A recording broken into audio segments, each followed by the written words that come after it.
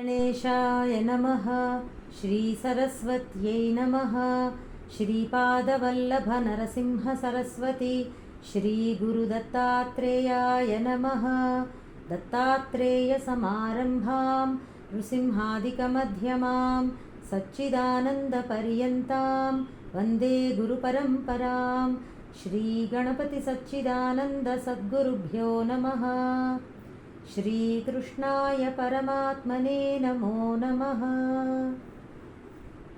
జయ గురుదత్త. మనం నిన్నటి రోజున 12వ శ్లోకం వరకు చెప్పుకున్నాము.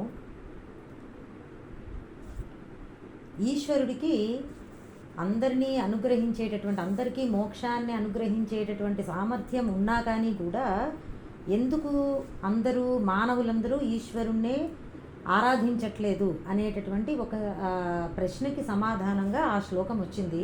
మానవ లోకంలో కర్మలు చేసుకుంటే వాటికి ఫలితము శీఘ్రంగా తొందరగా లభిస్తుంది అనేటటువంటిది ఉన్నది. మనకి సృష్టి చక్రంలో కూడా చూసుకున్నాము కదా, మానవులు చేసేటటువంటి కర్మలకి దేవతలు సంతోషించి అనుగ్రహిస్తారు అని. అలా ఆ సృష్టి ధర్మచక్రము నిర్ణయింపబడినందువలన ఈ మానవ లోకంలో కర్మలు చేసుకుంటూ ఉన్నప్పుడు తొందరగా వాటి ఫలితాలు లభించడం కారణంగా సామాన్య మానవులందరికీ కూడా ఈ కర్మల మీదే ఆసక్తి ఉంటూ ఉంటుంది. మోక్షము కావాలి అని చెప్పి ఎవరు కోరుకోరు. అందువలన ఈశ్వరుణ్ణి మోక్షము కోరి ఆశ్రయించరు లేదా ఆరాధించరు అని ఆ శ్లోకంలో పరమాత్మ సమాధానం చెప్పారనమాట, కృష్ణ పరమాత్మ. ఏది తప్పు కాదు. మనం కొన్ని విషయాలు దాని సందర్భంగా కొన్ని చెప్పుకున్నామండి. ఎక్కువగా ఏకత్వం వైపుకి వెళ్ళే విధంగా మన యొక్క పూజ కానీ ఆరాధన కానీ భేద దృష్టి లేకుండా ఉండేలాగా మనము చూసుకోవాలి అని చెప్పుకున్నాము. అందులో ఎవరిని ఉద్దేశించి ఏది అంటే ఎవరినో నిందించాలి అనేటటువంటి ఉద్దేశంతో చెప్పినది కాదు, తత్వప్రధానంగా చెప్పినటువంటి మాట. అందరూ కూడా అలాగే అర్థం చేసుకున్నారు అని భావిస్తున్నాను. ఇక ఇవాళ 13వ శ్లోకం చెప్పుకోవాలి. నిన్న చివరిలో ఒక మాట చెప్పాను. శంకరాచార్యుల వారు షణ్మతాలను స్థాపించారు. అందులో ఆ 6 మతాలకి భగవంతుడి యొక్క 6 గుణాలు ప్రతీకలుగా 6 దేవతామూర్తులని ఆయన స్థాపించారు అని చెప్పుకున్నాము. అందులో ఏమిటంటే భగవంతుడికి ఉన్నటువంటి 6 లక్షణాలు భగ అని చెప్పాము కదా ప్రారంభంలో. జ్ఞాన, ఐశ్వర్య, శక్తి, బల, వీర్య, తేజస్సు. వీటిలో జ్ఞానము పరమాత్మ యొక్క పరిపూర్ణ జ్ఞానానికి ప్రతీకగా విష్ణు పూజ. ఐశ్వర్యానికి ప్రతీకగా, ఐశ్వర్యము అంటే ఈశ్వరత్వం అండి, కంట్రోలింగ్ నేచర్ అన్నమాట. ఐశ్వర్యము అంటే ధనమని కాదు, ఈశ్వర గుణము, ఈశ్వర భావము. అంటే అదేంటంటే నియామక శక్తి, దానికి ఐశ్వర్యము అని పేరు. దానికి ప్రతీకగా శైవము, అలాగే శక్తికి ప్రతీకగా శాక్తేయము, అమ్మవారి పూజ అన్నమాట, అమ్మవారి యొక్క పూజా విధానము. కౌమారము సుబ్రహ్మణ్య స్వామి, ఆయనకు ప్రతీకగా వీర్యము, బలము. అవి ఆయన యొక్క ప్రతీకగా, ఆ లక్షణాలకి ప్రతీకగా కుమారస్వామి యొక్క ఆరాధన. సౌరము అంటే సూర్యనారాయణ, ఆయన పూజా విధానము. తేజస్సు అనేటటువంటి లక్షణానికి పరిపూర్ణమైనటువంటి తేజస్సు, అది సౌరము. ఇక గాణాపత్యము, గణపతి ఆరాధన జ్ఞానము ఐశ్వర్యానికి కలిపి ప్రతీకగా అన్నమాట అండి. 6 లక్షణాలకి 6 మతాలని స్థాపించారు. షణ్మత స్థాపనాచార్య అని శంకరాచార్యుల వారికి ప్రతీక. అంటే ఒకే భగవంతుడు 6 లక్షణాలుగా, 6 లక్షణాలతో శోభిస్తున్నటువంటి ఒకే ఒక భగవంతుడిని మనం ఎలా కావాలంటే అలా ఆరాధించుకోవచ్చు అనేటటువంటిది అక్కడ ఉన్నటువంటి పరమార్థం. కానీ మనము అది తెలుసుకోలేక ఒకటే పరమాత్మలోని లక్షణాలకి ప్రతీకలుగా ఈ దేవతా పూజా విధానం ఉన్నది అని తెలియకపోతే భేదం చూస్తున్నాం మనం. ఒక్కొక్క దాంట్లో భేదం చూసి వాళ్ళు గొప్ప వీళ్ళు గొప్ప, ఒకళ్ళని ఎప్పుడో ఓడించారనో ఏదో ఇట్లా మనం అనుకుంటూ ఉంటామండి. అదంతా కూడా ఇంకా పరిపూర్ణంగా మనకి తత్వము తెలియలేదు అన్నదానికి గుర్తు అన్నమాట.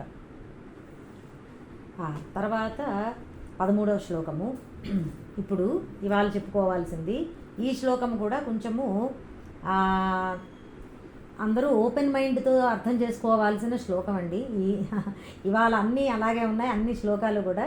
ఓపెన్ మైండ్ అంటే అర్థమైంది కదా, కొంచెం బ్రాడ్గా చక్కగా దాని మీద ఈ చెప్పేటటువంటి విషయం మీద మీకు ముందరే ఏదో చెడు భావన ఉంటే కనుక అది పక్కన పెట్టేసుకుని ఓపెన్ మైండ్తో వినడం అనమాట. పరమాత్మ ఏం చెప్తున్నారో అది తెలుసుకునే ప్రయత్నం చేయాలి, మనకి ఏం అనిపిస్తుందో అది కాకుండా. చాతుర్వర్ణ్యం మయా సృష్టం గుణకర్మ విభాగశః తస్య కర్తారమపి మాం విద్య కర్తారమవ్యయం. చాతుర్వర్ణ్యం మయా సృష్టం గుణకర్మ విభాగశః తస్య కర్తారం అపి మాం విద్ధి అకర్తారం అవ్యయం. గుణకర్మ విభాగశః, గుణముల కర్మల యొక్క విభాగములను అనుసరించి, చాతుర్వర్ణ్యం మయా సృష్టం, 4 వర్ణాలు నా చేత సృష్టించబడినది. తస్య, ఆ సృష్టికి, కర్తారమపి మాం, కర్తను అయినా కూడా నన్ను, మాం అంటే నన్ను, అకర్తారం అవ్యయం విద్ధి, అకర్తగా సంసార సంబంధము లేనివానిగా విద్ధి తెలుసుకో. తాత్పర్యము, గుణకర్మ విభజన అనుసరించి 4 వర్ణములు నా చేత సృష్టించబడినవి. దానికి కర్తను నేనే అయినా అకర్తగా సంసార సంబంధము లేనివానిగా తెలుసుకో. ఈ శ్లోకంలో మనం అర్థం చేసుకోవాల్సిన 2 ముఖ్య అంశాలండి. ఈ చాతుర్వర్ణ వ్యవస్థ అంటే ఏమిటి అనేది, ఇంకొకటి ఏంటంటే కర్త అయినా కానీ కూడా నేను అకర్తను అని అన్నారు కదా, అది ఎలాగో ఏమిటో తెలుసుకోవాలి. 2 ముఖ్యమైన విషయాలు. ముందర 4 వర్ణాలు, గుణకర్మ విభజనని అనుసరించి అనేటటువంటి మాట చాలా ముఖ్యం ఇక్కడ. గుణముల ప్రకారంగా, గుణములను అనుసరించి 4 వర్ణాలు వచ్చాయిట. గుణములు ఎలా వస్తాయండి? గుణములు స్వభావము బట్టి గుణములు వస్తాయి మనకి ఈ జన్మలో. స్వభావం అంటే ఏమిటండి? పూర్వజన్మ సంస్కారాలు, మనం ఇంతకు ముందరటి జన్మలలో చేసుకున్నటువంటి కర్మలకి అనుగుణంగా మనకి స్వభావం ఏర్పడుతుంది. ఆ స్వభావము ఈ జన్మలో గుణముల రీత్యా మనకి తెలుస్తూ ఉంటుంది. గుణములు అంటే సత్వరజస్తమో గుణాలు, వీటి గురించి ఇంతకుముందు చెప్పాను కదా నేను, అవన్నమాట. వాటిలో భేదాన్ని అనుసరించి 4 వర్ణాలు వచ్చాయి అని చెప్పారు. కర్మ, ఇక కర్మని అనుసరించి ఏమిటంటే వృత్తి అండి. మనం చేసేటటువంటి బాహ్యంలో తెలుస్తుంది మనం ఎటువంటి పనులు చేస్తున్నామో, దాని ప్రకారంగా కూడా 4 వర్ణాలు మనము విభజించుకోవచ్చు అని ఈ మానవులని.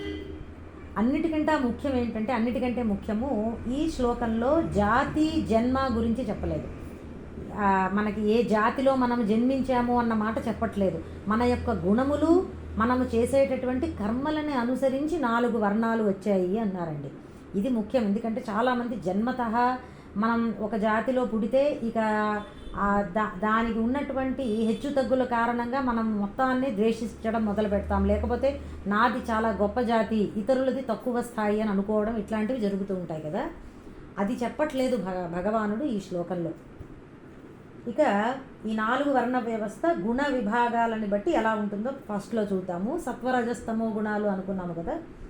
సత్వగుణము చాలా ప్రధానంగా ఉంటూ ఒకరిలో, అంటే ఎవరిలో అయితే సత్వగుణము ప్రధానంగా ఉండి రజోగుణము తక్కువగా, అప్రధానము అంటారు, తక్కువగా ఉంటుందో అటువంటి వాళ్ళని బ్రాహ్మణులు అని అంటారు. ఆ వాళ్ళకి ఉన్నటువంటి లక్షణాలు ఏమిటంటే శమము, దమము, ఇంద్రియ నిగ్రహము, వివేకము, ధ్యానము, సహనము మొదలైనటువంటి గుణాలు ఉంటాయి, లక్షణాలు ఉంటాయి వారిలో. అలాగే రజోగుణము ప్రధానంగా ఉండి, ఎక్కువగా ఉండి, సత్వగుణము కొంచెం తక్కువగా ఉన్నప్పుడు అటువంటి వారిని క్షత్రియులు అని అంటారు. వీరికి శౌర్యం ఉంటుంది, పరాక్రమము, ధైర్య సాహసాలు, పరిపాలన దక్షత మొదలైనటువంటివి వీరికి లక్షణాలుగా ఉంటాయి. ఇక తర్వాత 3వది రజోగుణము ప్రధానంగా ఉండి తమోగుణము కొంచెం తక్కువగా ఉన్నప్పుడు అది వాళ్ళు వైశ్యులు అనబడతారు. వీరికి వ్యవసాయము, వ్యాపారము, ముఖ్యంగా బిజినెస్ అన్నమాట, గోరక్షణ మొదలైనటువంటివి వీరి లక్షణాలు. అటువంటి కర్మలు చేస్తారు. ఇక తమోగుణము ఎక్కువగా ఉండి రజోగుణము అప్రధానంగా ఉన్నప్పుడు వారిని శూద్రులు అన్నారు, సేవా కర్మలు చేసేటటువంటి వారు అని. మూడవ గుణం మాట ఏమిటండి, 2 గుణాలనే చెప్తున్నారు కదా అంటే అసలు మూడవ గుణం ఇంకా బాగా నెగ్లిజిబుల్గా ఉన్నది అని గుర్తండి, ఇంకా బాగా తక్కువ ఉన్నదన్నమాట. ముఖ్యంగా 2 గుణాలు ప్రధానంగా తెలుస్తూ ఉంటాయి ఈ విభజనలో. అది ఇంకొకటి ఏంటంటే క్షత్రియులకి వైశ్యులకి భేదం ఏమిటి, ఎందుకంటే ఇద్దరిలోనూ రజోగుణం ఎక్కువగా ఉన్నది, ఒకరిలో సత్వగుణం కొంచెం తక్కువగా ఉన్నది, అది క్షత్రియులు. తమోగుణం తక్కువగా ఉన్నప్పుడు వాళ్ళు వైశ్యులు అన్నమాట. మరి ఈ భేదం ఏమిటి, ఇద్దరికీ రజోగుణమే ఉన్నది కదా, 2 ఎందుకు వచ్చాయంటే వైశ్యులు తమోగుణము ఉన్న కారణంగా కొంచెము స్వార్థబుద్ధిగా ఉంటారనమాట. కొంచెం ధనాన్ని కూడబట్టే లక్షణము, ఇటువంటి నేను నాకు కావాలి అనేటటువంటి స్వార్థబుద్ధి ఉన్నప్పుడు వారిని వైశ్యులు అంటారు. రజోగుణంతో సత్వగుణం ఉన్న కారణంగా క్షత్రియులు ఎలా ఉంటారంటే, ఇప్పుడు చూడండి మీరు పరిపాలన కానీ ధైర్య సాహసాలు ఉన్నప్పుడు కానీ వాళ్ళకి ఏమైపోయినా పర్వాలేదు, వాళ్ళు అనుకున్నటువంటి లక్ష్యము సాధించడానికి ప్రాణాలను సైతం తెగిస్తారు. క్షత్రియులు కొంచెం అటువంటి లక్షణం ఉన్నవాళ్ళు, ఇప్పుడు చూడండి సైనికులు ఉంటారు, వారికి ఏమైనా పర్వాలేదు, దేశ సంరక్షణే వాళ్ళకి ముఖ్యం, అటువంటి వాళ్ళని క్షత్రియులు అనాలన్నమాట. ఆ స్వార్థము కొంచెం తక్కువ ఉన్నది, కీర్తికాంక్ష ఉండొచ్చు, రజోగుణం ఉన్న కారణంగా నాకు మంచి పేరు రావాలనో వాళ్ళు దాన ధర్మాలు అవి కూడా చేస్తూ ఉంటారు, కూడబెట్టుకునే లక్షణాలు కూడా ఉండవు. అది భేదం అండి, ఇద్దరిది రజోగుణము ముఖ్యంగా ఉన్నా కానీ కూడా సత్వగుణంతో కలిసిన రజోగుణము ఇంకొంచెము నిస్వార్థ భావన ఎక్కువ ఉంటుంది, తమో గుణంతో కలిసిన రజోగుణంలో స్వార్థం ఉంటుందన్నమాట, అది భేదం. ఈ రకంగా గుణములకి అనుగుణంగా మనము కూడా ఆయా లక్షణాలు కలిగి ఉన్నప్పుడు అది చక్కటి వర్ణ వ్యవస్థ. దీని గురించి ఇంకా 18వ అధ్యాయంలో వివరంగా చెప్పారండి. అసలు వాళ్ళ గుణాలు, కర్మలు, వారి స్వభావం ఎలా ఉంటుంది. ఇదిగో ఇప్పుడు చెప్పాను కదా, శమదమాలు, శౌర్యమని, వ్యవసాయమని, ఇటువంటివి వాళ్ళ యొక్క స్వభావాన్ని బట్టి వాళ్ళు ఆ కర్మలు చేయడానికి ఇష్టపడతారు. ఇది ఒక రకమైనటువంటి విభజన అన్నమాట. ఇక వృత్తిపరమైనటువంటి విభాగము, కర్మ అని చెప్పాము కదా, గుణములు చెప్పారు, కర్మ అన్నారు భగవంతుడు. వృత్తిపరమైన విభాగం ఏమిటంటే, ఇది ప్రపంచంలో అంతటా ఉన్నదండి. క్లాస్ సిస్టమ్ అని అంటాం మనము, వెస్టర్న్ కంట్రీస్లో కూడా ఉన్నది ఈ విభాగం.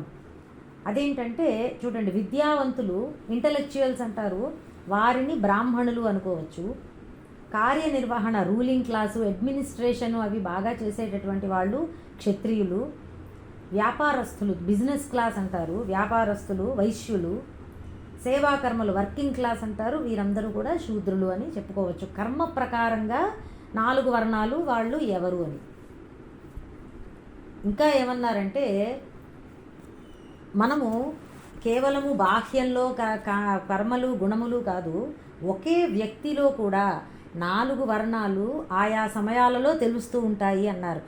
ఎందుకంటే మనం ఇలా చెప్పుకుంటున్నామండి, వర్ణ వ్యవస్థ బాగా అర్థం చేసుకుంటే అది ఎక్కడో బాహ్యంలో లేదు, మనలో కూడా ఉన్నది. తత్వపరంగా దీన్ని అర్థం చేసుకోవడానికి ఇదంతా మనం వ్యాఖ్యానం చెప్పుకుంటున్నాం. ఒకే వ్యక్తిలో 4 వర్ణాలు ఎలా తెలుస్తాయి అంటే, ఆయా కర్మలు చేస్తున్నప్పుడు మనం అర్థం చేసుకోవచ్చు.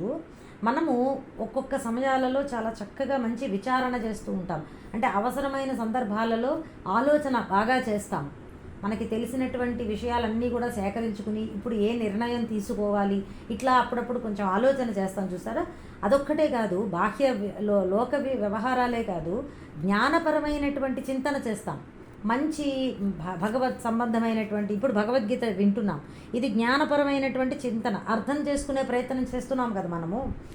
అలాంటి సమయాలలో మనమే బ్రాహ్మణులం.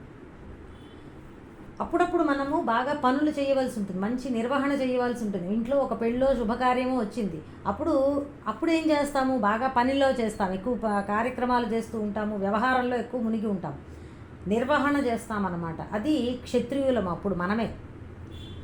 ఒక్కొక్క సందర్భాలలో మనము వ్యాపారం చేస్తూ ఉంటాం, బిజినెస్, బేరాలాడటము, ఏదంటే ఏదో కొనేటప్పుడు ఏదో ఒకటి ఇచ్చిపుచ్చుకోవడాలు ఉంటాయి, వ్యాపారం చేస్తూ ఉంటాం. ఆ సమయంలో మనమే వైశ్యులం.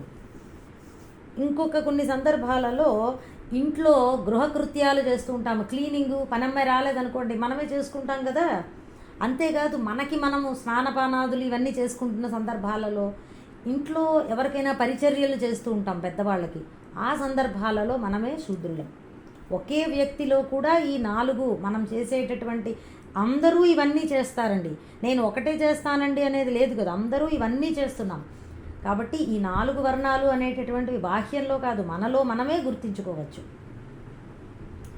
ఇంకా ఇంకొక మాట చెప్పారు, శరీరంలో కూడా 4 వర్ణాలు ఉన్నాయి అన్నారు. మనం చేసేటటువంటి కర్మలని అనుగుణంగా ఒకే వ్యక్తిలో 4 వర్ణాలు, అదొక్కటే కాదు శరీరంలో కూడా 4 వర్ణాలు. అవేమిటంటే మన మనస్సు ఎప్పుడూ ఆలోచన చేసేటటువంటిది కేపబిలిటీ మనలో ఏదైతే ఉందో అది మనస్సు, అది బ్రాహ్మణుడు.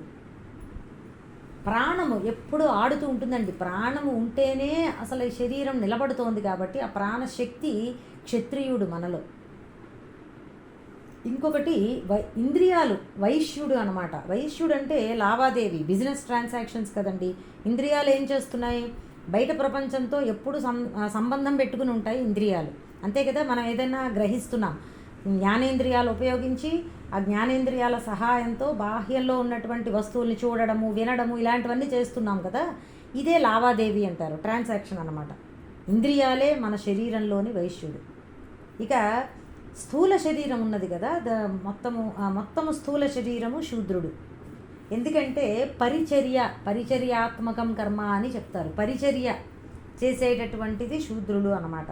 పరిచర్య అంటే అంటే అంతటా, చర్య అంటే తిరగడం. ఈ స్థూల శరీరమే తిరుగుతూ ఉంటుంది కాబట్టి స్థూల శరీరము శూద్రుడు అని అన్నారు. అంటే ఒక శరీరంలోనే ఈ 4 వర్ణాలని మనం అన్వయించుకోవచ్చు. ఎన్నైనా చెప్పుకోవచ్చండి 4 వర్ణ వ్యవస్థల గురించి. మనకి పురుష సూక్తంలో కూడా వస్తుంది, బ్రాహ్మణోస్య ముఖమాసీత్ బాహురాజన్య కృత. విరాట్ పురుషుడిలో ఆయన యొక్క ముఖము బ్రాహ్మణుడు, ముఖము నుంచి బ్రాహ్మణులు వచ్చారు అని చెప్పి, ఆయన యొక్క బాహువుల నుంచి క్షత్రియులు, ఊరువుల నుంచి వైశ్యులు, పాదములు నుంచి శూద్రుడు వచ్చారు అని చెప్పి, శూద్రులు వచ్చారు అని చెప్పి పురుష సూక్తంలో వర్ణిస్తారన్నమాట. శరీర భాగాలని ఒక్కొక్క వర్ణంగా వాళ్ళు అక్కడ వర్ణించారు వేదంలో అన్ని చోట్ల కూడా. అంటే ఎందుకు మనం ఇంతలా విశ్లేషించి చెప్పుకుంటున్నామంటేనండి, ఇప్పుడు 4 కలిసి నిజానికి విరాట్ పురుషుడు శరీరంలో భాగాలు అనుకున్నప్పుడు ఏది ఎక్కువ కాదు, ఏది తక్కువ కాదండి. మనకేంటంటే ఒక జాతి చాలా గొప్పది, ఒకటి చాలా తక్కువ అని మనం అనుకుంటూ ఉంటే చాలా పొరపాటు. శరీరంలో చూడండి, తలకాయ ఎంత ముఖ్యమో పాదాలు కూడా అంతే ముఖ్యమండి. పాదాలు లేవనుకోండి ఎక్కడికి ఏం చేయగలం మనం, ఏదీ చేయలేం. ఏ భాగమైనా అంతే. ఊరువులు తీసేసామనుకోండి, పాదాల కింద భాగం అన్నమాట, దాని పై భాగం. ఊరువులు అంటే తొడలు, అవి తీసేస్తే కూడా మనిషి ఎలా బతుకుతాడు, వైశ్యులు అన్నమాట. బాహువులు లేకపోతే ఎలాగా అంటే అన్నీ ఈక్వల్లీ ఇంపార్టెంట్. ఒకటి ఎక్కువ ఒకటి తక్కువ అని చెప్పలేం కదండి. మన శరీరంలో ఎలా అయితే అది మనకు అర్థమవుతోందో, బాహ్యంలో కూడా సమాజంలో కూడా అన్ని వర్ణాలు సమానమే అన్న దృష్టి మనకి ఏర్పడాలి. ఎక్కువ తక్కువలు చూసుకోకూడదు అన్నమాట. అప్పుడే సుఖశాంతులు ఉంటాయి. పరమాత్మ ఆ ఉద్దేశంతోనే 4 వర్ణాలని సృష్టించినా కానీ కూడా మనకి ఈ కాలంలో ఎప్పటి నుంచో ప్రారంభమైంది, ఎప్పుడో జరిగిందేమో బాగా వివక్షత ఏర్పడి ఒకళ్ళని బాగా తక్కువగా చూడడం, ఒకళ్ళని చాలా ఎక్కువగా చూడడం అనేది ఏర్పడిపోయింది. అది ఇంకొక విధంగా ఈ కాలంలో కూడా కంటిన్యూ అయిపోతుందండి. మనకి రిజర్వేషన్ సిస్టమ్ వచ్చింది. 4 వర్ణాలు కాదు కదా, 400 ఉన్నట్టున్నాయి సబ్ కాస్ట్లు. అవునా, 489 అని అన్నారు, ఎక్కడో చదివాను నేను.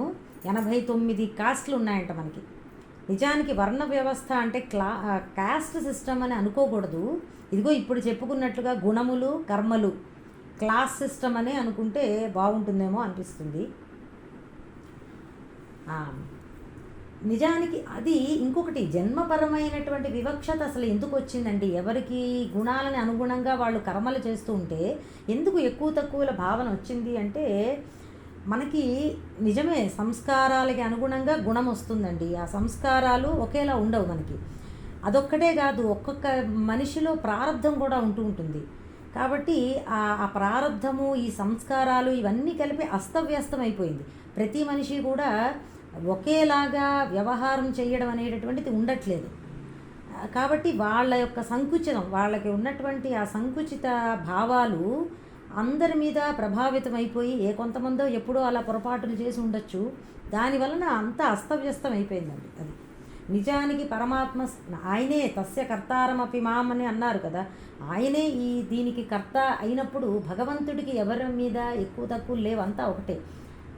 అయినప్పటికీ ఈ సమాజంలో ఇలా అయిపోయింది అంటే మానవులు చేసినటువంటి దోషాలలో ఇది ఒకటి అని మనం అనుకోవచ్చు.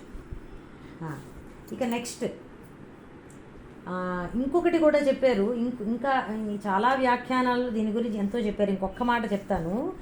ఒక ఇంటికి ఎలా అయితే ఒక పునాది, గోడలు, పైన కప్పు ఇవన్నీ అంత ముఖ్యమో అదేవిధంగా ఈ సమాజానికి వర్ణ వ్యవస్థ కూడా అంతే ముఖ్యము. అన్నిటికీ సమానమైనటువంటి స్థానం ఉన్నది. దేనికి దానికి ఆ స్థానం ఉన్నది. ఇక తర్వాత తస్య కర్తారమపి అకర్తారం అవ్యయం విద్ధి. ఇదేంటంటే మనకి చూడండి 3వ అధ్యాయంలో కర్మయోగాన్ని సాధారణ దృష్టితో ఎలా చేయాలో చెప్పారండి. 4వ అధ్యాయం దగ్గరికి వచ్చేటప్పటికి అదే కర్మయోగాన్ని జ్ఞాన దృష్టితో ఎలా చేయాలో చెప్తారన్నమాట.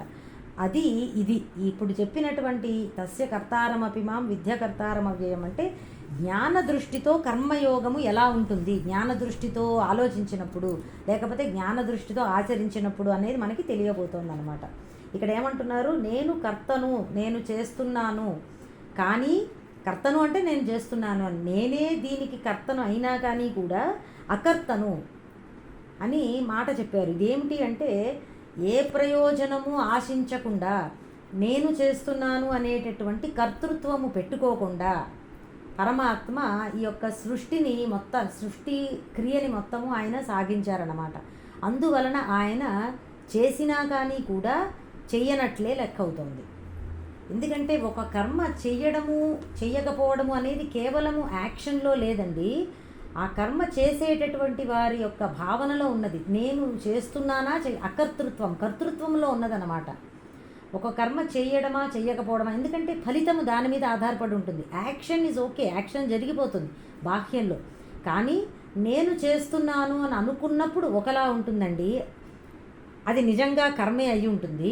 నేను చెయ్యట్లేదు అని అనుకున్నారనుకోండి, శరీరము చేస్తోంది, నేను ఆత్మస్వరూపంగా ఏ కర్మ చెయ్యట్లేదు అని అనుకున్నప్పుడు అది కర్మ అయినా కానీ కూడా కర్మ కానట్లే అవుతుంది. దానికి ఫలితం ఉండదు కనుక, అటువంటి కర్మకి ఫలితం అతనికి రాదు కనుక అది కర్మ అయినా కానీ కూడా అకర్మ అంటే కర్మ కాని విధంగా అవుతుందన్నమాట. అది ఇక్కడ పరమాత్మ అదే మాట అన్నారు, నేను కర్తను అయినా కానీ కూడా అకర్తను అని ఆ భావంతో చెప్తున్నారు. ఇది అర్థం చేసుకోవాలంటే ఒక్క ఉదాహరణ చెప్తాను. ఇది ఎంతవరకు అతుకుతుందో తెలియదు కానీ ట్రై చేద్దాం, చెప్పడానికి చెప్తాను. అది ఈ భావానికి అది సరిపోతుందో లేదో చూద్దాం. ఒక మూవీ స్క్రీన్ ఉందనుకోండి, ఆ మూవీ స్క్రీన్ మీద మనకి మొత్తం సినిమా నడుస్తుంది. ఆ మూవీ స్క్రీన్ ఆ సినిమా మొత్తానికి ఆధారంగా ఉన్నది. ఎంతోమంది నటులు వస్తున్నారు పోతున్నారు, ఆ సినిమాలో ఏవేవో జరుగుతున్నాయి. ఒక్కసారి అందరూ నవ్వుతున్నారు, ఒకసారి పొడుచుకుంటున్నారు, చచ్చిపోతున్నారు, ఏదో జరుగుతోంది, ఎన్నో నడుస్తున్నాయి. కానీ ఆ స్క్రీన్ వీటన్నిటికీ ఆధారంగా ఉన్న స్క్రీన్కి ఏది అవ్వట్లేదు. ఇప్పుడు ఒక మనిషి ఇంకొకరిని పొడిచాడు అనుకోండి, సినిమాలో స్క్రీన్కి కత్తి పడిపోయి కన్నం పడిపోయి రక్తం గారట్లే, మనకి అంతలాగాను కనబడుతూ ఉంటుంది కానీ స్క్రీన్కి ఏం అవ్వట్లేదు. చూసారా, అంటే స్క్రీన్ మీదే స్క్రీన్ ద్వారానే అన్నీ కనబడుతున్నా కానీ కూడా స్క్రీన్కి మాత్రము ఏది అంటట్లేదు. ఇది అర్థమైంది కదా, మూవీ సినిమా అందరికీ అర్థమవుతుంది రండి. అలాగే సృష్టి అంతా కూడా పరమాత్మే చేశారు, పరమాత్మ ఆధారంగానే నడుస్తోంది. అసలు ఆ పరమాత్మ ఉండబట్టే సృష్టి అనేది అసలు మనకి కనబడుతోంది, ఈ జగత్తంతా కనబడుతోంది. కానీ ఒక స్క్రీన్ ఎలా ఉందో అలాగ దేన్ని అంటకుండా పరమాత్మ ఉన్నారు. మరి ఏమిటంటే ఈ జగత్తంతా అని మనకు అనుమానం వస్తుంది. అదే మాయ అంటారండి. మాయ అంటే ఏంటంటే ఒకటి జరిగినా కానీ కూడా, అంటే ఒకటి కనబడుతోంది కానీ అది ఉంది అని చెప్పలేని దాన్ని మాయ అంటారండి. కనబడడానికి ఇప్పుడు సినిమా కూడా అంతేనండి, కనబడుతోంది మనకు అక్కడ, కానీ అక్కడ ఉందా? ఆ థియేటర్లో ఆ స్క్రీన్ మీద నిజంగా ఆ మనుషులు ఉన్నారా? ఎవరు లేరు. మరి ఏంటది? అదే ఎపియరెన్స్ అంటాం మనం, ఇంగ్లీష్లో అయితే ఎపియరెన్స్ అండి అని అంటాం అన్నమాట.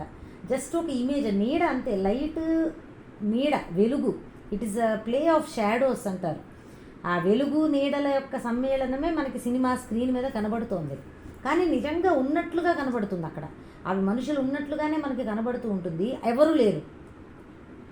సేమ్ జగత్తు కూడా అటువంటిదేనండి. పరమాత్మని ఆధారం చేసుకుని మొత్తము వ్యవహారం అంతా నడుస్తున్నా కానీ పరమాత్మకి ఏది అంటదు, ఆయనకి ఏది అవ్వదన్నమాట. ఇదే ఆ మాయాశక్తి, ఆయనకున్నటువంటి శక్తి ప్రభావం వలన అలా జరుగుతోంది. ఎలా అయితే మనము ఒక మూవీ స్క్రీన్కి ఏది అంటకుండా అక్కడ మనం ఒక మూవీని ప్లే చేసి చూపించగలుగుతున్నామో, ఒకానొక అదేదో శక్తి అక్కడ నడుస్తోంది, అక్కడ అలాగా ఆ ప్రొజెక్టరు, ఆ లైటు, వాటి వలన. అదేవిధంగా ఈ జగత్తు కూడా అలా ఉన్నదండి. కాబట్టి పరమాత్మ సృష్టికి, ఈ మొత్తం వర్ణ వ్యవస్థకే కాదు, సృష్టి మొత్తానికి పరమాత్మ కర్త అని అంటున్నా కానీ కూడా ఆయన అకర్తే. ఎందుకంటే పరమార్థంలో చూసినప్పుడు ఆయనకి ఏది అంటట్లేదు కనుక, ఆత్మస్వరూపంగా ఆయనకి ఏది అంటట్లేదు. వ్యవహారము పరమార్థము అని రెండు ఉన్నాయండి. వీటి గురించి ఐ థింక్ ఇంతకుముందు చెప్పాను నేను, ఒకసారి గుర్తు తెచ్చుకోండి. వ్యవహారము సినిమా, పరమార్థము తెర. అలాగే వ్యవహారము జగత్తు, పరమార్థము పరమాత్మ.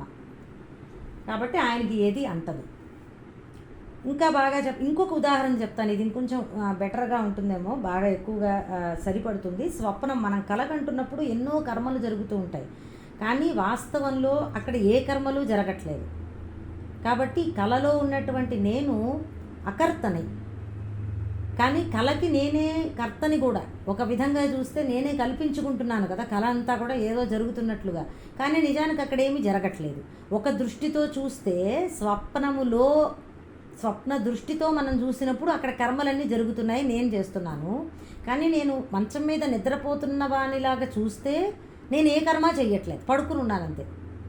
ఆ స్వప్నము అనేటటువంటి కర్మ మొత్తానికి నేను అకర్తని, నేనేమి చెయ్యట్లేదు. కాబట్టి ఇది అర్థమైందండి. అదేవిధంగా పరమాత్మ కూడా జగత్తులో ఏది చేస్తున్నా కానీ కూడా ఆత్మస్వరూపంగా పరమాత్మ ఏదీ చెయ్యట్లేదు. అసలు ముఖ్యంగా తత్వప్రధానంగా చెప్పుకోవాలి అంటే పరమాత్మ యందు ఎటువంటి కర్మ ఉండేటటువంటి అవకాశము లేదు. ఎందుకంటే ఆత్మ నిరాకారము, కేవలము మనకి కనిపించేటటువంటి నామరూపాలలోనే ఏదైనా కదలిక ఉంటుంది. కదలిక ఉంటే కర్మ అండి. కదలిక ఎక్కడ ఉంటుంది అంటే రూపాలు ఉన్నప్పుడు కదలిక ఉంటుంది.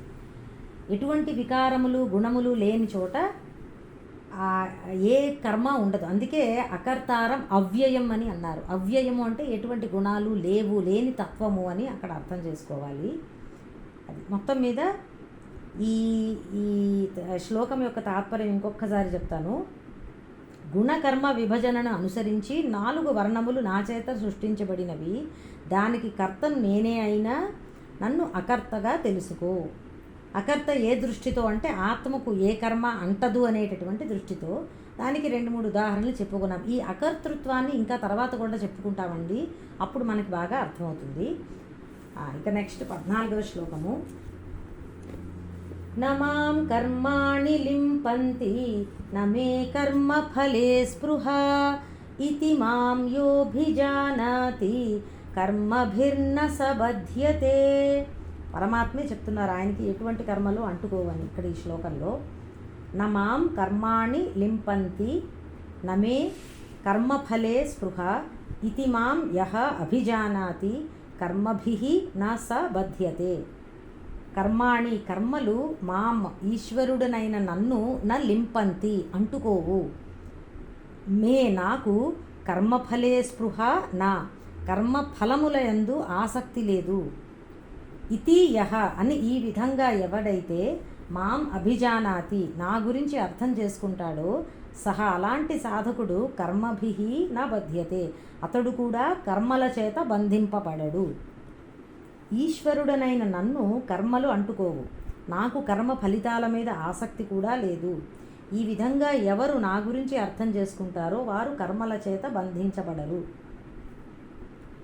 కర్మ ఎలా బంధిస్తుంది అంటేనండి, నేను ఈ కర్మ చేస్తున్నాను అనేటటువంటి కర్తృత్వంతోనూ, అలాగే నాకు ఈ కర్మ వలన ఈ ఫలితము కావాలి అనేటటువంటి భోక్తృత్వము అంటారు దానితోనూ కర్మ మనల్ని బంధిస్తుందండి. అంటే కర్తృత్వ భోక్తృత్వాలే బంధిస్తాయి మనల్ని, కర్మ కాదు. కర్మ యాజ్ సచ్ మనల్ని ఏం చేయదండి. ఆ కర్మ చేస్తున్నప్పుడు మనకి మనసులో ఉన్నటువంటి కర్తృత్వము భోక్తృత్వము ఈ రెండు అర్థమయ్యాయి కదా. నేను చేస్తున్నాను, ఫర్ ఎగ్జాంపుల్ నేను క్లాస్ చెప్తున్నప్పుడు నేను మాట్లాడుతున్నాను అని నేను అనుకున్నాను అనుకోండి, అది కర్తృత్వం అవుతుంది. ఈ మాట్లాడేటటువంటి కర్మకి అలాగే దీనివలన నాకు ఫలానా ప్రయోజనం కావాలి, 10 మంది నన్ను పొగడాలి అని నేను అనుకున్నాను అనుకోండి, అది భోక్తృత్వము అవుతుంది. కాబట్టి ఈ కర్తృత్వ భోక్తృత్వాల వలన అలా నాకు కనుక అనిపిస్తే ఈ కర్మ నన్ను బంధిస్తుంది. అంటే నాకు దాని నుంచి ఏదో ఒక పుణ్యమో పాపమో అంటుతుందన్నమాట. మంచి కర్మ అయితే పుణ్యం వస్తుంది, అది సవ్యంగా నిర్వహిస్తే. అది కనుక సరిగ్గా నేను నిర్వహించలేకపోతే దాని వలన నాకు పాపం వస్తుంది. అది ఒకవేళ కనుక నేను కర్తను కాదు, నాకు ఏ ఫలము వద్దు అని చెప్పి కేవలము సాక్షిభావంతో నేను ఉన్నాననుకోండి, అప్పుడు నన్ను అది బంధించలేదు. ఫర్ ఎగ్జాంపుల్, ఇదే కర్మని మళ్ళీ మనం ఆలోచించామనుకోండి, నోరు మాట్లాడుతోంది, మాట్లాడేటటువంటి శక్తి ఈశ్వరుడి నుంచి వస్తోంది, నేను ఆత్మస్వరూపంగా నేనేమీ చెయ్యట్లేదు అని నేను అనుకోగలిగితే నాకు కర్తృత్వము లేనట్లు. దీనివలన నాకు ఏ ప్రయోజనము నేను ఆశించి చెయ్యట్లేదు, 10 మంది పొగడాలనో ఎవరికో ఉపయోగం కావాలనో నాకు ప్రాక్టీస్ అవుతుందనో. చాలామంది మనం అందుకు చెప్తామండి, క్లాస్ చెప్తూ ఉంటే నాకు ప్రాక్టీస్ అవుతుంది కదా అని చెప్తాం. అట్లా నాకు ఏ ప్రయోజనం ఆశించట్లేదు, ఇది నాకు ఇవ్వబడింది, నాకు ప్రాప్తించింది, నాకు అడిగారు, సేవా కార్యక్రమంగా ఎవరో నన్ను చేస్తారా అని అడిగారు, నేను చేస్తున్నాను. దీనివలన నాకు ఏ ప్రయోజనము లేదు, రేపొద్దున క్లాసులు ఆగిపోయినా పర్వాలేదు, ఇంకా ఎక్కువైనా పర్వాలేదు అన్న దృష్టిలో నేను ఉండగలిగాను అనుకోండి, అప్పుడు నాకు భోక్తృత్వము కూడా లేనట్లు. 10 మంది పొగిడినా, ఇంకొక 10 మంది మీరు ఏమీ సరిగ్గా చెప్పలేకపోతున్నారండి, మాకేం అర్థం కావట్లేదండి అని అన్నా కానీ కూడా నేను ఒకే దృష్టితో ఉన్నాను అనుకోండి, అప్పుడు నాకు భోక్తృత్వము లేదు అని గుర్తన్నమాట. కర్మకి కర్తృత్వ భోక్తృత్వాలు ఉంటే ఎలా ఉంటుంది, ఉండకుండా ఎలా ఉంటుందో మీకు ఉదాహరణతో చెప్పాను అంతే సుమా. ఇప్పుడు ఇలా కర్తృత్వ భోక్తృత్వాలు లేకుండా ఉన్నామనుకోండి, దాన్ని సాక్షి భావన అని అంటారు. అంటే కేవలము కర్మ జరుగుతోంది, ఐఎమ్ జస్ట్ నేను ప్యాసివ్గా ఉన్నానంతే. ఆత్మస్వరూపము కనుక నేను పాసివ్గా ఉన్నాను అనుకోవాలి. నేను శరీరమే అనుకుంటే అట్లా అనుకోలేను, ఎందుకంటే శరీరమే మాట్లాడుతోంది కదా. శరీరము, ఇవి నోరు అనేటటువంటి శరీరంలో భాగం. నేను ఆత్మను అన్నీ తెలిసినప్పుడే కర్తృత్వము లేకుండా ఉండే అవకాశం ఉంటుందండి, లేకపోతే కర్తృత్వం ఉండి తీరుతుంది. నేను చెప్తున్నాననే మనకు అనిపిస్తుంది. కాబట్టి కొంచెం ఆత్మతత్వ విచారణ, వివేకము కూడా ఉన్నప్పుడే ఇవి లేకుండా ఉండే అవకాశం ఉంటుంది. అందుకు సాక్షి భావన అని అన్నాను, ఎందుకంటే ఆత్మ భావన ఉండాలి. అప్పుడే అంటే ఆత్మగా నాకు ఏది అంటట్లేదు అన్న దృష్టి ఉండాలన్నమాట. అప్పుడు కర్తృత్వము భోక్తృత్వము నాకు, నేను అభ్యాసం వలన అది లేకుండా ఉంటే అప్పుడు నన్ను ఆ కర్మ ఏదీ చెయ్యలేదు. ఈ క్లాస్ చెప్పడము అనేటటువంటి కర్మ వలన నాకు ఏమీ జరగదు. మరి ఎందుకు చెప్తున్నాను అంటే, మనం చెప్పుకున్నాము కర్మయోగం ఎందుకు చెప్తున్నామంటే చిత్తము శుద్ధమవుతుందంటే. ఇటువంటి కర్మ చేయడం వలన ఈ భావనతో నాకు మనస్సు ప్రశాంతత లభిస్తుంది, ఏకాగ్రత లభిస్తుంది. అలాగే ఈశ్వరుడికి కూడా ఈ సృష్టి మొత్తము, సృష్టి ఒక కర్మ కదా, ఇంతమందిని సృష్టించడం ఒక కర్మ. కాబట్టి ఈ సృష్టి చెయ్యడము అనేటటువంటి కర్మలో, లేదా సృష్టి నిర్వహణ అనేటటువంటి కర్మలో కర్తృత్వము లేదు, భోక్తృత్వము లేదు. ఆయన ఏదో ప్రయోజనాన్ని ఆశించి చెయ్యలేదు, నేను చేస్తున్నాను అనేటటువంటి ఆ కర్తృత్వముతోనూ చెయ్యలేదు కనుక ఆయనకి ఈ కర్మ అంటదు అని అన్నారు. నమాం కర్మాణి లింపంతి అంటే అది కర్తృత్వ భోక్తృత్వాలు లేని కారణంగా. మనకి ఇదే 3వ అధ్యాయంలో కూడా చెప్పారండి. ఏమిటా శ్లోకము, మీరు మ్యాచింగ్ చేసుకోవాలి, వెనక్కి ముందరికి మనం వెళ్తూ ఉండాలి. భగవద్గీతలో నమే పార్థాస్తి కర్తవ్యం త్రిషు లోకేషు కించన నానవాప్తం అవాప్తవ్యం వర్త ఏవచ కర్మణి అని. నేను పొందవలసింది కానీ పొందదగినది కానీ ఏదీ లేదు అని అన్నారు. అదిగో ఇదేనండి నాకు, అంటే నాకు ఎటువంటి భోక్తృత్వము లేదు, నేనేదో కావాలి అనుకుని ఈ కర్మ చెయ్యట్లేదు అని అన్నమాట అండి. కాబట్టి ఈశ్వరుడికి కర్మ బంధించదు. ఎలా బంధించదో కూడా చూసుకున్నాం. ఇతి యహ మాం అభిజానాతి అన్నారు. ఇతి మాం యహ అభిజానాతి, ఎవరైతే ఈ విధంగా తెలుసుకుంటారో, అంటే ఈశ్వరుడికి ఎందుకు కర్తృత్వ భోక్తృత్వాలు లేవు అన్న ప్రశ్న వేసుకుని మనకి సమాధానం అర్థమైంది అనుకోండి. ఎందుకు లేవండి, ఆత్మస్వరూపంగా, ఆత్మకు ఏ కర్మలు అంటవు కనుక. ఇది ఎలా తెలుసండి, ఇది కూడా మనం ఇంతకు ముందర చెప్పుకున్నామండి. 2వ అధ్యాయంలో గుర్తు తెచ్చుకోండి ఒకసారి. అదేంటది, నాయం హంతి నహన్యతే య ఏనం వేత్తి హంతారం యశ్చైనం మన్యతే హతం. ఆత్మ నిరాకారము కనుక ఆత్మయందు ఎటువంటి క్రియలు ఉండేటటువంటి అవకాశము లేదు. ఒక కర్మ జరగాలి అంటే అవయవాలు ఉండాలి, ఒక రూపం ఉండాలి, అప్పుడే కర్మ జరుగుతుంది. కనుక ఆత్మ యందు ఏ క్రియలు లేవు, ఏ అవయవాలు లేవు కనుక ఆత్మ నిష్క్రియము అంటారు. కర్మ జరిగే అవకాశము లేదు ఆత్మ యందు. కనుక ఇలాగ పరమాత్మని, ఈశ్వరుణ్ణి ఆత్మస్వరూపంగా గుర్తించినటువంటి వారికి కూడా కర్మభిర్నస బధ్యతే, వాళ్ళు కూడా కర్మలలో బంధించబడరు. ఎందుకంటే వారికి ఆత్మస్వరూపము గురించి తెలిసినప్పుడు తనను తాను కూడా వాళ్ళు తెలుసుకున్నట్లే, నేను కూడా ఆత్మస్వరూపమనే కదా అన్న గుర్తింపు వాళ్ళకి వస్తుంది. కనుక వాళ్ళకి కూడా ఈ కర్తను కాదు అనేటటువంటి ఈ వివేకం ఏర్పడుతుందండి. అందుకు అతడు కూడా కర్మల చేత బంధించబడడు. అక్కడ ఏమన్నారంటే భాష్యంలో, మాం ఆత్మత్వేన అభిజానాతి, నన్ను ఆత్మగా ఎవరు గుర్తిస్తాడు కనుక అతడు కర్మల వలన బంధింపబడు. ఆత్మగా గుర్తించడం అంటే ఆత్మజ్ఞానము పొందాడు అని అర్థం.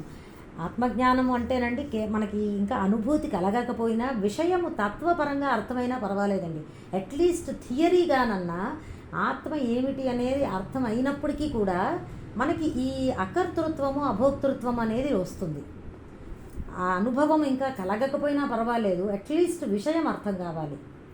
ఆత్మ ఎందుకు అకర్త అని అన్నారు అనే విషయం మనకి తెలియాలి. అలాగే నేను శరీరము కాదు ఆత్మను అనేటటువంటి విషయం కూడా మనకి క్లారిటీగా తెలియాలి. అప్పుడే ఇది మనకి ఇటువంటి భావన, మనకి వివేకం కలుగుతున్నది. ఇంకొకసారి శ్లోక తాత్పర్యం చెప్తాను. ఈశ్వరుడనైన నన్ను కర్మలు అంటుకోవు, నాకు కర్మ ఫలితాల మీద ఆసక్తి లేదు. ఈ విధంగా ఎవరు నా గురించి అర్థం చేసుకుంటారో వారు కూడా కర్మల చేత బంధించబడరు. ఇక 15వ శ్లోకము. ఏవం జ్ఞాత్వా కృతం కర్మ పూర్వైరపి ముముక్షుభిః కురు కర్మైవ తస్మాత్ త్వం పూర్వైః పూర్వతరం కృతం. ఏవం జ్ఞాత్వా కృతం కర్మ పూర్వైః అపి ముముక్షుభిః కురు కర్మ ఏవ తస్మాత్ త్వం పూర్వైః పూర్వతరం కృతం. ఏవం జ్ఞాత్వా, ఈ విధంగా తెలుసుకుని, పూర్వైః ముముక్షుభిః, పూర్వీకులైనటువంటి ముముక్షుభిః అంటే ముముక్షువుల చేత.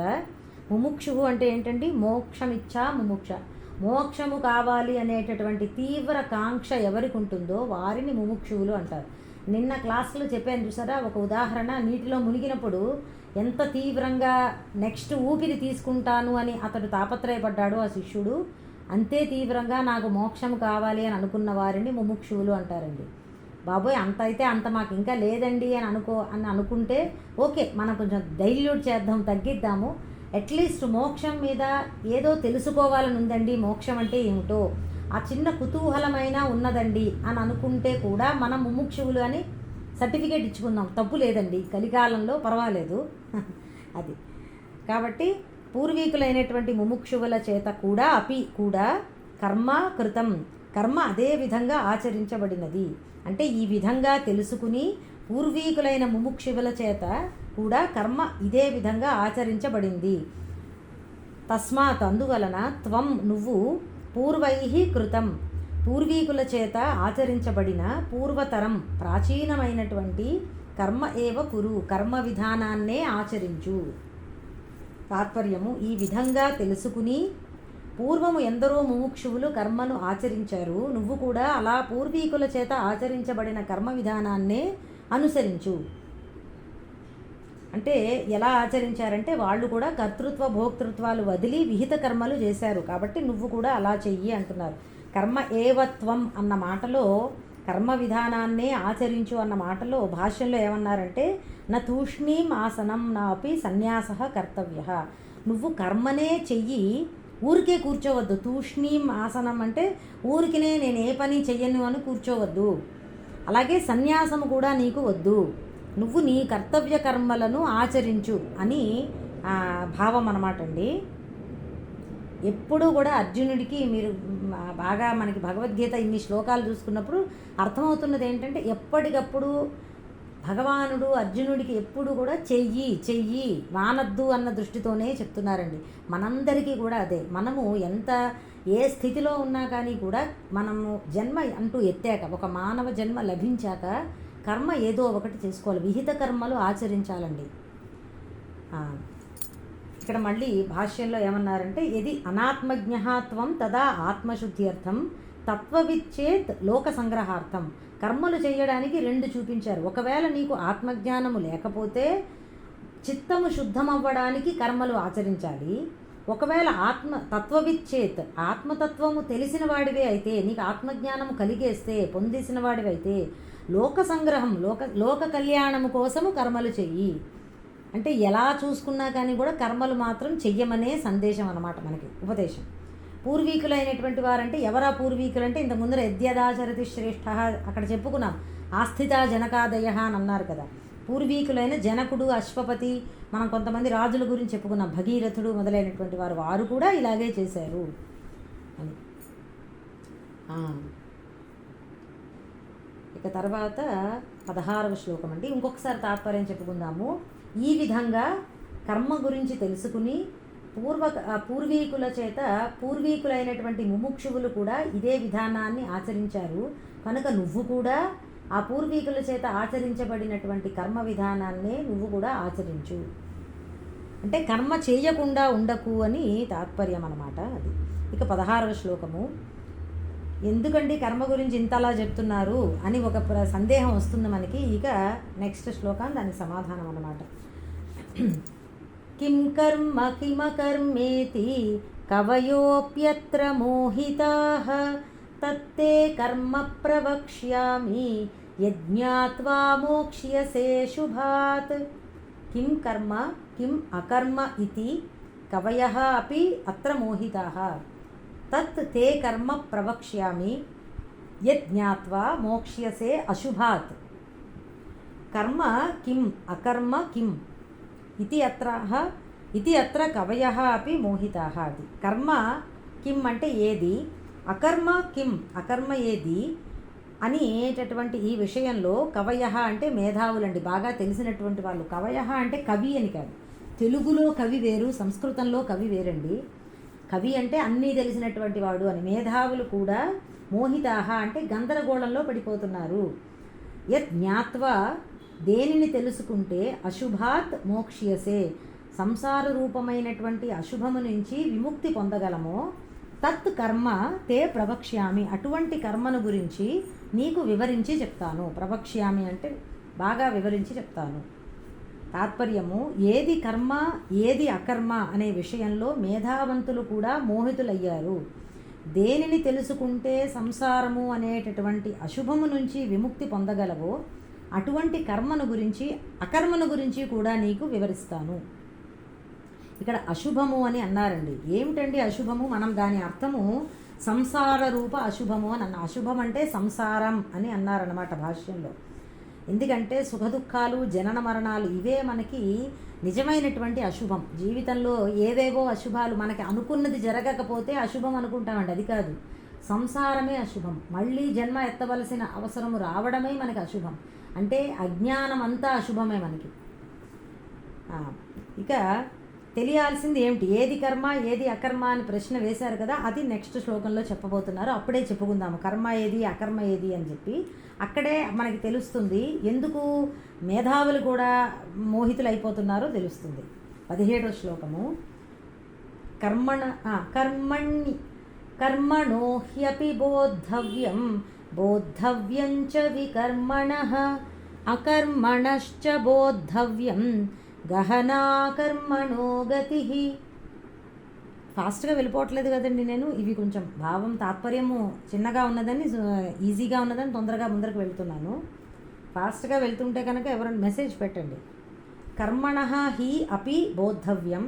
కర్మణో హి అపి అన్నమాట. కర్మణః హి అపి బోద్ధవ్యం బోద్ధవ్యం చ వికర్మణః అకర్మణః చ బోద్ధవ్యం గహనా కర్మణః గతి.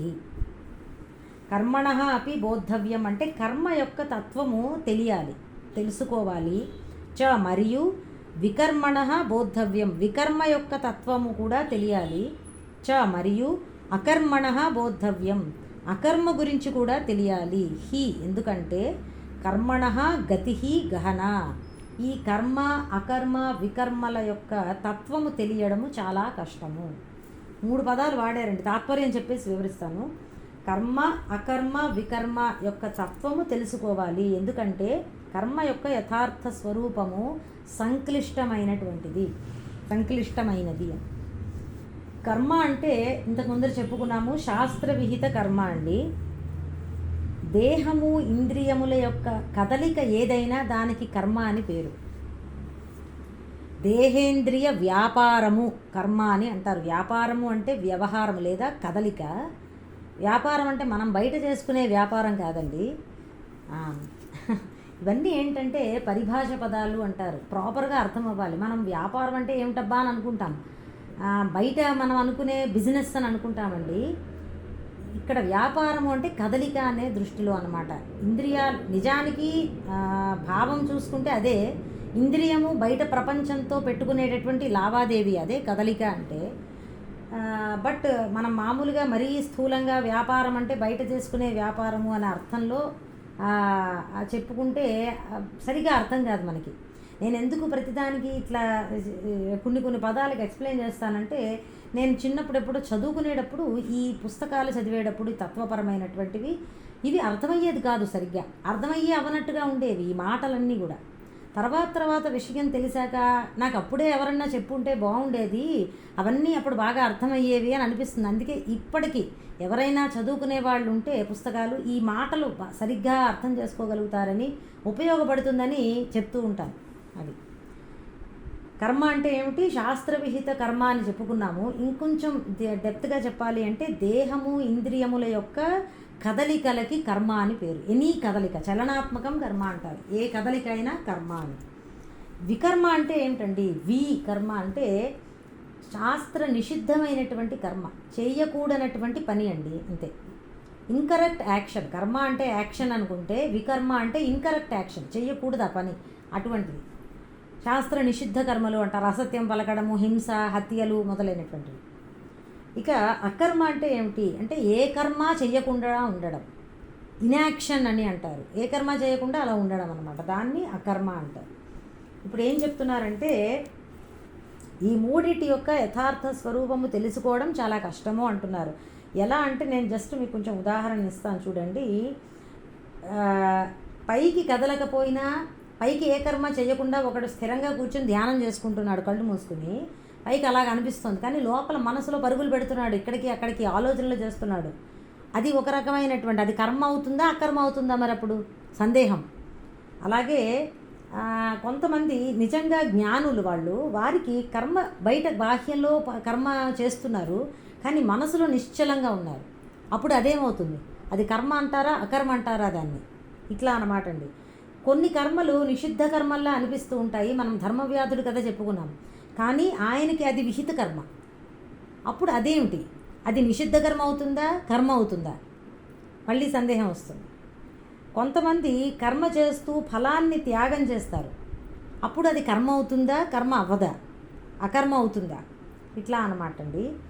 ఇంకొకటి సర్వకర్మ సన్యాసం చేసి ఊరుకునే ఉంటారు, మనసులోనూ కదలికలు లేవు, బాహ్యంలోనూ కదలికలు లేవు, పూర్ణంగా అలా సమాధి స్థితిలోకి వెళ్ళిపోయారు, నిర్వికల్ప సమాధి. అప్పుడు అది ఏమవుతుంది, ఇలాగా. అంతేకాదు దేశకాల పరిస్థితులు, యుగాలకి అనుగుణంగా కర్మలు మారుతూ ఉంటాయండి, కర్మ ఆచరణ కూడా మారిపోతూ ఉంటుంది. ఇలా ఇన్ని ఉన్నాయి కర్మ విషయంలో, మనం అర్థం చేసుకోవాల్సినవి ఇన్ని అంశాలు ఉన్నాయి అని ఉదాహరణలుగా మీకు చెప్తున్నాను అంతే. అందుకే గహనా కర్మణో గతి అని అన్నారు. కర్మ యొక్క విధానము ఎంతో క్లిష్టంగా అర్థమవుతుంది, క్లిష్టంగా ఉంటుంది, అర్థం చేసుకోవడం చాలా కష్టం అన్నమాట అది. ఇప్పుడు ఏ విధంలో ఈ కర్మ అకర్మ అర్థం చేసుకోవడంలో ఏమిటి పొరపాటు, దాని యథార్థ స్వరూపము ఎలా తెలియబడుతుందో మనకి నెక్స్ట్ శ్లోకంలో చెప్తున్నారు.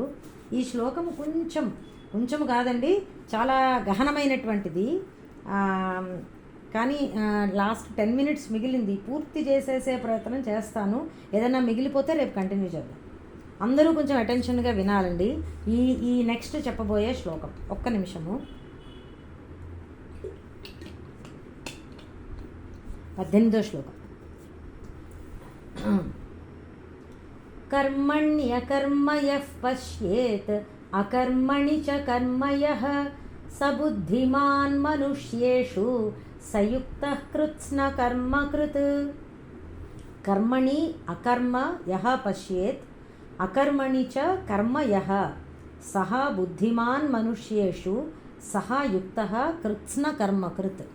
అది యః ఎవడైతే కర్మణి అకర్మ కర్మయందు అకర్మను, అకర్మ అంటే కర్మ లేకపోవడం అండి, మర్చిపోవద్దు డెఫినేషను. కర్మయందు అకర్మను చ మరియు యహ ఎవడైతే అకర్మణి కర్మ పశ్యేత్, అకర్మణి అంటే అకర్మయందు కర్మను పశ్యేత్ తెలుసుకుంటాడో సహా అతడు మనుష్యేషు బుద్ధిమాన్ మానవులలో బుద్ధిమంతుడు అంటే వివేకము గలవాడు. సహా అతడే యుక్తః కృత్స్న కర్మకృత్. యుక్త అంటే యోగి, అతడే యోగి, అతడే సకల కర్మలను నిర్వర్తించినటువంటి వాడు లేదా కృతకృత్యుడు అని కూడా అంటారు.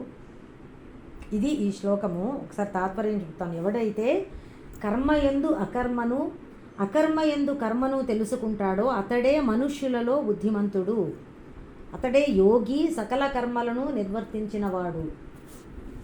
ఇది గ్రంథి శ్లోకము అని అంటారండి. గ్రంథి శ్లోకం గురించి ఇంతకు ముందర చెప్పాను మీకు. 2వ అధ్యాయంలో వచ్చింది యానిషా సర్వభూతానాం తస్యాం జాగర్తి సంయమి అని చెప్పి. ఆ శ్లోకం కూడా కొంచెము కష్టంగా ఉంటుంది. ఆ భావం పొడుపు కథ లాంటిది. అది అర్థం చేసుకోవాలంటే ఇంకొంచెం మనం బాగా డీప్గా ఆలోచించాలి. అటువంటి శ్లోకమే ఇది కూడా. ఎందుకో చూడండి. ముందర 1-2 విషయాలు చెప్పి ఆ తత్వంలోకి వెళ్తాను.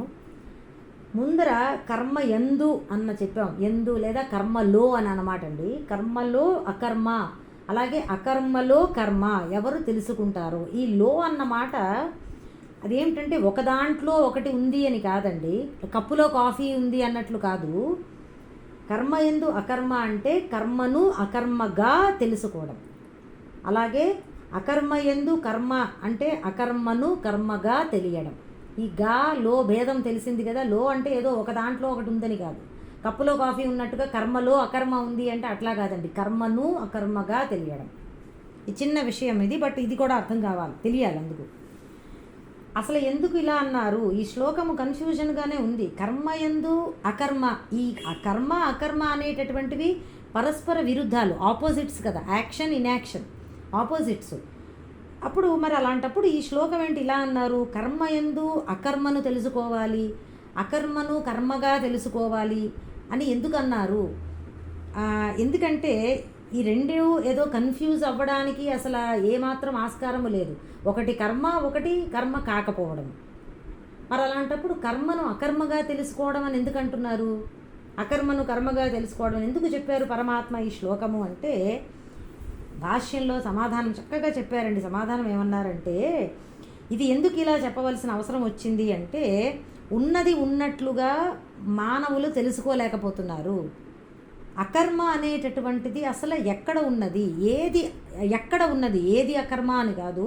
అకర్మ అనేది ఎక్కడ ఉన్నది, కర్మ అనేది దేంట్లో ఉన్నది అన్న విషయము మానవులు తెలుసుకోలేని కారణంగా వారికి విరుద్ధంగా అర్థమవుతోంది. పరమార్థంగా అకర్మే అయి ఉండి కూడా అది కర్మగా అనిపిస్తోంది. అలాగే పరమార్థంగా కర్మ అయి ఉండి కూడా అది అకర్మగా అనిపిస్తోంది. కాబట్టి ఇట్లా చెప్పవలసిన అవసరం వచ్చింది. అంటే మనము తప్పుగా తెలుసుకుంటున్న కారణంగా పరమాత్మ ఇలా చెప్పారనమాట. నువ్వు ఏది కర్మ అని అనుకుంటున్నావో అది అకర్మ సుమా, నువ్వు ఏది అకర్మ అని అనుకుంటున్నావో అది కర్మ, అందులో కర్మ ఉందే సుమా అని చెప్తున్నారన్నమాట పరమాత్మ. ఇది తెలుసుకోవాలి అని ఈ శ్లోకం అందుకు చెప్పారు. ఇంతకీ ఏమిటి విషయము అంటే అర్థం చేసుకునే ప్రయత్నం చేద్దాము. కర్మని అకర్మయః పశ్యేత్. మొట్టమొదటిది తీసుకుందాం, కర్మను అకర్మగా తెలుసుకోవడం. ఇది అర్థమైతే రెండోది కూడా ఈజీగానే అర్థమవుతుందండి. ఇక్కడ ఏం చెప్తున్నారంటే, కర్మను అకర్మగా తెలుసుకోవడం అంటే ఏంటంటే, అక్కడ దేహము ఇంద్రియాలు కర్మ చేస్తూ ఉంటే ఆత్మ యందు ఏ కర్మ లేదు అని మనం తెలుసుకోవాలి. అలాగే అకర్మణి చ కర్మయః, అకర్మను కర్మగా తెలుసుకోవడం అంటే ఏంటంటే, అప్పుడప్పుడు మనకి శరీరము నిశ్చలంగా ఏ పని పెట్టుకోకుండా ఏ కర్మ చెయ్యకుండా ఉన్నప్పుడు అది కూడా కర్మే. మనము ఏ పని చెయ్యట్లేదు అన్న మాట వాడుతూ ఉంటాం. దాని అర్థము నిజంగా అకర్మ అని కాదు, అక్కడ కర్మ ఉన్నది అని గుర్తించాలి. రెండు అనమాట అండి. కర్మయందు అకర్మ అంటే ఏంటంటే శరీరము కర్మ చేస్తూ ఉంటే ఆత్మ అకర్మ, ఆత్మయందు ఏ కర్మ లేదు, అకర్మత్వము ఆత్మ యందు ఉన్నది అని గుర్తించాలి. అది ఒకటి కర్మ యందు అకర్మని చూడడం అంటే. రెండవది అకర్మను కర్మగా గుర్తించడం అంటే ఏమిటంటే అప్పుడప్పుడు మన శరీరము ఏ పని చెయ్యకుండా ఉన్నది, అప్పుడు అకర్మ అని మనం అనుకుంటాము. కానీ అప్పుడు కూడా అలా ఏ పని చెయ్యకుండా ఉన్నప్పుడు కూడా శరీరములో కర్మ ఉంటూనే ఉన్నది. అకర్మ యందు కర్మ అంటే అది, అకర్మను కర్మగా గుర్తించడం అంటే అది. ఇలా ఎవరు గుర్తిస్తారో అతడు వివేకవంతుడు అన్నారు. దీనికి ఒక ఉదాహరణ చెప్తానండి. మొట్టమొదట ఏంటిది, కర్మను అకర్మగా తెలుసుకోవడము అన్నదానికి ఉదాహరణ చెప్తాను. ఇది భాష్యంలోనే చెప్పారు. ఆయన ఒక నది మీద నావ వెళుతున్నప్పుడు ఉదాహరణ తీసుకుని చెప్పారు. అది ఈ కాలంలో మనకు అర్థం కాదు కాబట్టి ట్రైన్లో ప్రయాణం చేస్తున్నప్పుడు అన్నది దానికి మార్చి చెప్తున్నాము. ఇప్పుడు మనం ట్రైన్లో వెళ్ళిపోతున్నాం అనుకోండి, ట్రైన్ ఫాస్ట్గా వెళ్ళిపోతుంది. మనకి అలా కదిలిపోతున్న ట్రైన్లో పక్కకి కిటికీలోంచి చూస్తే ఏమవుతుందంటే చెట్లు, అవి రోడ్డు పక్కన చెట్లు ఉంటాయి, మొక్కలు, అవి వెనక్కి వెళ్ళిపోతున్నట్టుగా అనిపిస్తుంది మనకి. ట్రైన్ వెళ్ళిపోతూ ఉంటే మనకేమనిపిస్తుందంటే బయటకి చూస్తున్నప్పుడు చెట్లు వెనక్కి వెళ్ళిపోతున్నట్టుగా వాటిలో కదలిక కనబడుతుంది. అంటే ఆ చెట్లలో ఉన్నటువంటి కర్మ నిజానికి అకర్మ.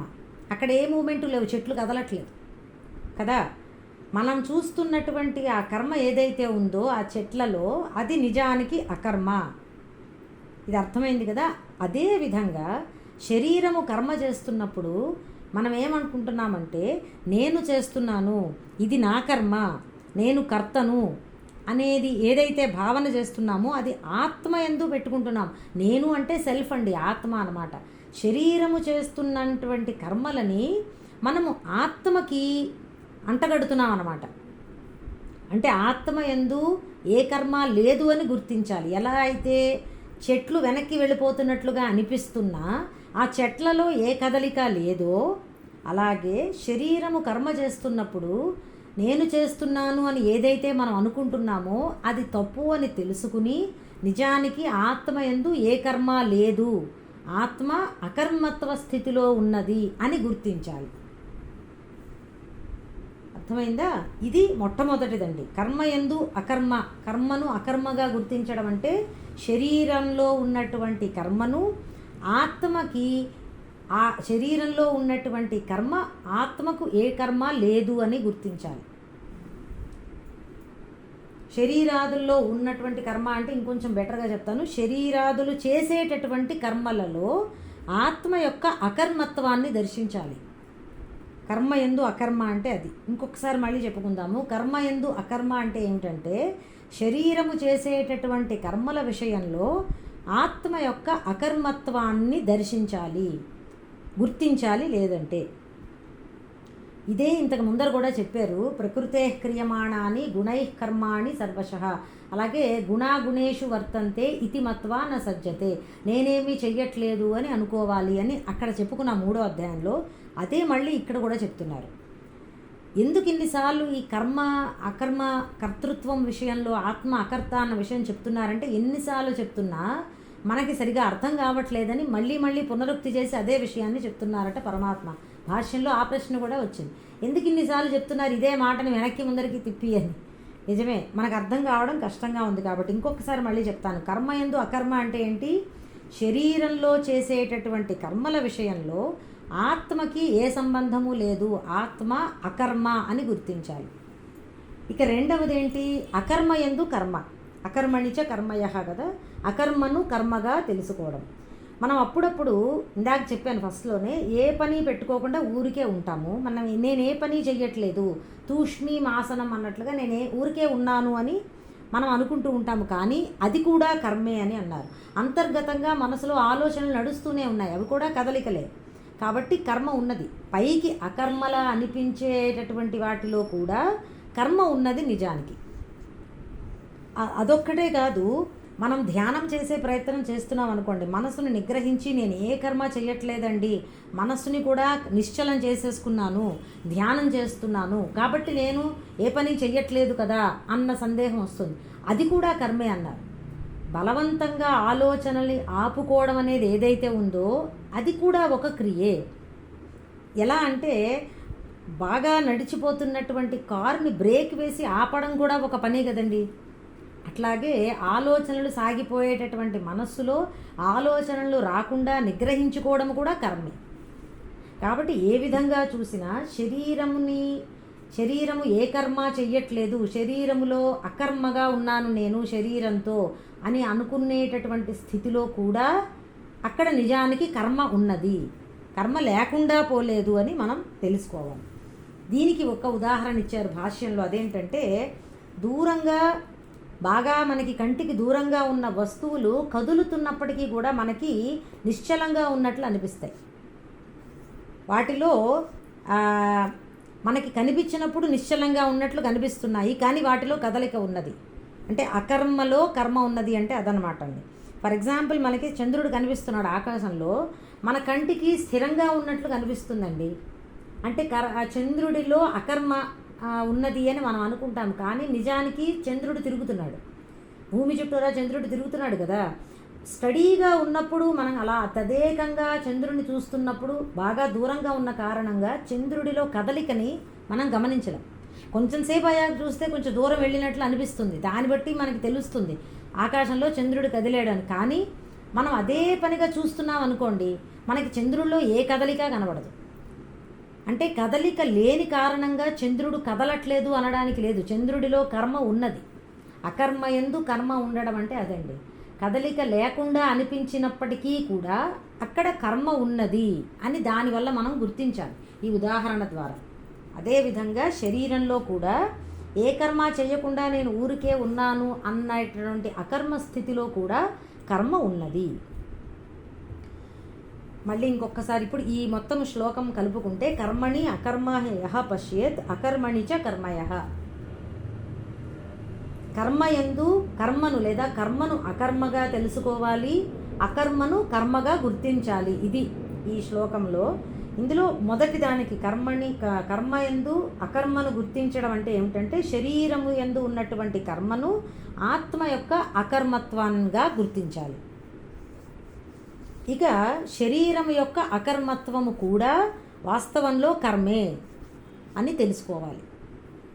ఇప్పుడు మీరు ఈ రెండు మాటలు రాసి పెట్టుకుని ఒకసారి దాన్ని చూసుకుంటే మనకేమర్థమవుతుందంటే అండి, ఎలా చూసినా శరీరంలో ఎప్పుడూ కర్మే ఉన్నది. శరీరము కదిలినా కర్మే, ఎలాగో శరీరంలో కర్మ ఉంది. శరీరము కదలకుండా ఉన్నప్పుడు కూడా శరీరంలో కర్మ ఉంది అంటున్నారు, అది కర్మే అన్నారు. కాబట్టి శరీరము ఎప్పుడూ కర్మ. మరి ఆత్మ ఏమిటి అంటే ఆత్మ ఎప్పుడూ అకర్మే, ఆత్మ ఎప్పుడూ స్థిరమే, అందులో ఎటువంటి కర్మ ఉండేటటువంటి అవకాశం లేదు. ఇది ఈ శ్లోకం ద్వారా మనం తెలుసుకోవలసింది. శరీరం ఎప్పుడూ కర్మ, ఆత్మ యందు ఎప్పుడూ అకర్మ స్థితే. కన్ఫ్యూజ్ అవ్వకూడదు. ఆత్మ ఒక్కొక్కప్పుడు కర్మ చేస్తుంది, ఒకప్పుడు కర్మ చేయట్లేదని కాదు. ఆత్మ ఎప్పుడూ అకర్మత్వమే, శరీరం ఎప్పుడూ కర్మే, కదిలినా కదలకపోయినా. ఈ కదలికలు అనేటటువంటివి శరీరాన్నే మనం చెప్పుకున్నాము. ఆత్మ కదులుతోందా కదలట్లేదా అన్న ప్రశ్న లేదండి, ఎందుకంటే ఆత్మ ఎప్పుడు స్థిరంగా ఉంది. ఇప్పుడు ఫర్ ఎగ్జాంపుల్ చూడండి, హిమాలయ పర్వతము కదులుతోందా కదలదా అని చెప్పవలసిన అవసరం లేదు, అది కదలదు అని అందరికీ తెలుసు, మనకి తెలిసిన విషయం. ఒక మనిషి కదులుతున్నాడా లేదా అని మాట్లాడాలి, లేదా ఒక పశువు కదులుతోందా లేదా అని, ఎందుకంటే ఆ మనిషి ఆ వస్తువులోనే కదలిక ఉంటుంది. పర్వతంలో కదలిక లేదు కాబట్టి పర్వతం కదలట్లేదా కదులుతోందా అని చెప్పవలసిన అవసరం లేదు. అలాగే ఆత్మ పర్వతంలాగా ఎప్పుడూ కదలిక లేదు కాబట్టి ఆత్మ గురించినటువంటి చర్చ కాదు ఇది. ఆత్మ అకర్మ అని తెలుసుకోవడం వరకే. శరీరంలో మాత్రం కదలిక ఉన్న స్థితి, కదలిక లేని స్థితి రెండు చెప్పారు ఈ శ్లోకంలో. ఆ రెండు కూడా కర్మలే అని గుర్తించుకోవాలంతే. ఆత్మ మాత్రం ఎప్పుడూ అకర్మే, ఎప్పుడూ ఆత్మ యందు కర్మ లేదు. ఈ శ్లోకాన్ని ఇంకొంచెం సింప్లిఫై చేసి ఇంకొక రకంగా చెప్పాల్సి అంటే ఇంకొక రకంగా చెప్తాను. ఇంతవరకు ఒక భాష్యంలో ఏం చెప్పారో అది చెప్పానండి. ఇంకొక రకంగా చెప్పచ్చు. అదేమిటంటే కర్మ అకర్మ అనేటటువంటివి కర్తను ఆశ్రయించి ఉంటాయి. అంటే ఇందాక శ్లోకంలో చెప్పినట్లుగా కర్తృత్వము లేకుండా ఫలాన్ని కోరుకోకుండా ఏ కర్మ చేసినా అది కర్మ చేయనట్టే అయిపోతుంది, అంటే అది అకర్మే అవుతుంది. కర్మ చేసినా కానీ కూడా కర్మయోగం అన్నమాట. ఇదే కర్మయోగం, కర్తృత్వం లేకుండా భోక్తృత్వం లేకుండా చేయడం. దాని వలన ఏ ఫలితము రాదు, బంధము కూడా ఏర్పడదు కదా. కాబట్టి ఎవరైతే ఈ విధంగా కర్మ యందు అకర్మను చూస్తాడో, అంటే కర్మను ఏ రకంగా ఏ భావనతో చేస్తే అది అకర్మగా అవుతుందో తెలుసుకోవడం. ఎలా చేస్తే కర్తృత్వ భోక్తృత్వాలు లేకుండా ఎన్ని కర్మలు చేస్తున్నా అది అకర్మ కిందే లెక్క, చెయ్యనట్లే లెక్క. అది ఇంకొకటి ఏంటంటే ఈ సెకండ్ పార్ట్ ఒకటేనండి. దేహేంద్రియాలని కదలించకుండా కూర్చుంటారు, నేనేమీ చెయ్యట్లేదు అని అనుకుంటారు, కానీ వారి అకర్మలో కూడా కర్మ ఉన్నది. ఎందుకంటే మనస్సు ఏదో ఒకటి కదులుతూనే ఉన్నది కాబట్టి అటువంటి అకర్మలో కర్మబంధము దాగి ఉన్నది అని గుర్తించాలి. ఈ రెండవ పార్ట్ ఇందాక చెప్పినది ఇది ఒకటే, మొదటిది మాత్రము కర్మయోగ పరంగా కొంచెం సింప్లిఫై చేసి చెప్పుకున్నాం. అది ఈ శ్లోకము ఎందుకు చెప్పారు అనే విషయంలో అందరికీ అర్థమైందని అనుకుంటున్నాను. ఆత్మయందు ఎప్పుడూ కర్మ లేదు, నిష్క్రియం అని అంటారు, అకర్మే. శరీరంలో కర్మ ఉన్నా, కదలిక ఉన్నా లేకపోయినా శరీరంలో ఎప్పుడూ కర్మ ఉన్నది అన్న విషయం ఈ శ్లోకం ద్వారా మనకి తెలుస్తోంది. ఇది ఇంకొకసారి మళ్ళీ ఇంకొకసారి కొంచెం రీక్యాప్ చేసి నెక్స్ట్ శ్లోకాల్లోకి వెళ్తానండి. ఇప్పటికి ఇది చాలు. దీన్ని కొంచెం జాగ్రత్తగా ఒక్కొక్కటి రాసుకు పెట్టుకునో లేకపోతే మళ్ళీ ఇంకొకసారి వింటూ దాని గురించి ఆలోచన చేస్తూ ఉంటే అర్థమవుతుందండి. ఇది చాలా మంచి శ్లోకము, గ్రంథి శ్లోకము అంటారు. భగవద్గీతలో ఇటువంటి శ్లోకాలు కొన్ని ఉన్నాయి, చాలా చాలా. అందుకే గహనా కర్మణో గతి కవయః అపి మోహితాః అన్నారు కదా. బాగా మేధావులకి కూడా అర్థం కానటువంటి విధంగా ఉంటాయి కొన్ని శ్లోకాలు. అందులో ఈ శ్లోకం ఒకటండి. చాలా గొప్ప శ్లోకము. అర్థం కాకపోతే ఏమిటోలా ఉంటుంది, అర్థమైతే మాత్రము అబ్బా ఎంత గొప్పగా ఉంది అని అనిపించేటటువంటి శ్లోకం అన్నమాట. ఇంకొకసారి దీన్ని రేపు మళ్ళీ కొంచెం చెప్తాను, తర్వాత శ్లోకాలు మళ్ళీ రేపు చూద్దాం. ఇవాళకి చాలండి. సర్వం శ్రీ సద్గురు చరణారవిందార్పణమస్తు. జ్ఞానానందమయం దేవం నిర్మలస్ఫటికాకృతిం ఆధారం సర్వవిద్యానాం హయగ్రీవముపాస్మహే. జయ గురుదత్త. క్లాస్ క్లోజ్ చేస్తున్నాను.